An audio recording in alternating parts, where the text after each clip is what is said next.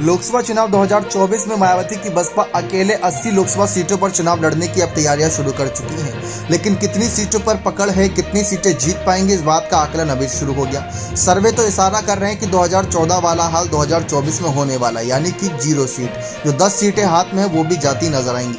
लेकिन इस बीच चर्चा इस बात की भी हो रही है कि इंडिया अलायंस ने गलती तो करी है, जो कि आगे उन्हें भुगतनी पड़ेगी। उन्होंने बसपा को शामिल नहीं करा। कांग्रेस चाहती थी कि बसपा इंडिया अलायंस में शामिल हो और उन्होंने कोशिश भी करी थी। कांग्रेस के नए प्रदेश अध्यक्ष बने अजय राय ने भी कहा था कि हम चाहते हैं कि मायावती की बसपा शामिल हो, लेकिन ना ही राहुल, सोनिया और खड़गे किसी ने खुलकर ये बयानबाजी नहीं करी। जबकि इंडिया अलायंस के बड़े नेताओं से जब पूछा गया तो सबसे पहले शरद पवार के बयान की तरफ देखें। शरद पवार ने कहा कि मायावती की बसपा बीजेपी को समर्थन कर रही है, पहले उनका स्टैंड साफ होने दिया जाए, तब हम उनसे गठबंधन की बात करेंगे। फिर दूसरी तरफ लालू यादव से जब पूछा गया कि आप मायावती को शामिल करना चाहते हैं या नहीं, तो मायावती को लेकर लालू ने कहा कि हमने तो उनको बुलाया ही नहीं, तो हम उनका समर्थन क्या करेंगे। जब नीतीश कुमार, जो इस गठबंधन के बड़े सूत्रधार साबित हुए थे, जिन्होंने सभी विपक्षी पार्टियों को साथ, जब उनसे पूछा गया कि क्या आप मायावती का समर्थन कर रहे हैं, क्या आप उन्हें इंडिया दल में देखना चाहते हैं, तो उन्होंने कहा कि उत्तर प्रदेश से हमें अखिलेश की जरूरत थी, वो हमारे साथ आ गए हैं। अगर मायावती की भी जरूरत रहेगी तो उनसे मुलाकात करके बात की जाएगी।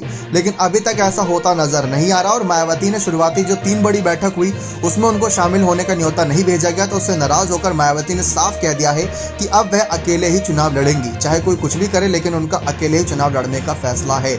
और ये फैसला कब तक उनका रहेगा ये तो आने वाला वक्त ही बताएगा। खैर, इस बीच चर्चा इस बात की है कि सपा कांग्रेस की लड़ाई ने एक बड़ा मौका दे दिया कि बसपा कहीं ना कहीं एक बड़ा मौका इस फायदा उठाए ताकि बसपा इंडिया दल में एंट्री कर ले। लेकिन नीतीश कुमार ने जिस तरीके से अपनी बातें रखी, ये मायावती को चुभ जोर गई होंगी। इसी वजह से मायावती अब अकेले ही चुनाव लड़ेंगे। लेकिन जैसा कि आपको बताया, पिछली बार जब 2014 में 80 सीटों पर लोकसभा चुनाव लड़ा था तो 0 सीट हाथ लगी थी, और जबकि 38 सीट पर पिछली बार चुनाव लड़ा था सपा बसपा और रालोद के साथ गठबंधन में, तो 10 सीटें मिल गई। मतलब आप देखें गठबंधन का फायदा कितना हुआ। जब अकेले चुनाव लड़ा 80 सीटों पर तो 0 सीट हाथ आई, और जब गठबंधन में चुनाव लड़ा 38 सीटों पर तो 10 सीट हाथ आई, और 27 सीटों पर नंबर 2 की पार्टी रही, यानी कि वहां पर आंकड़ा हार जीत का ज़्यादा नहीं था। तो बसपा को ये फायदा मिला। इस फायदे के बावजूद भी मायावती इंडिया दल में खुद से शामिल होने की इच्छा नहीं जताई उन्होंने, और उन्होंने इंडिया अलायंस पर ही आरोप लगा दिया कि मुंह में राम बगल में छुरी लेकर ये लोग बैठते हैं, दिल में गले मिलते हैं लेकिन दिल नहीं मिल रहे इनके। तो मायावती ने इस तरीके से दूरी बनाई।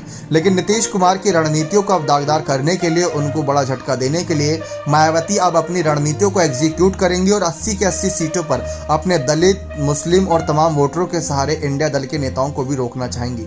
यानी ये बात साफ है कि ना ही मायावती खुद जीतेंगी और ना ही जीतने दे पाएंगी। अब आपको क्या लगता है कि क्या मायावती का ये फैसला सही है या गलत? अपने कमेंट सेक्शन में जरूर दीजिएगा। बहुत बहुत धन्यवाद।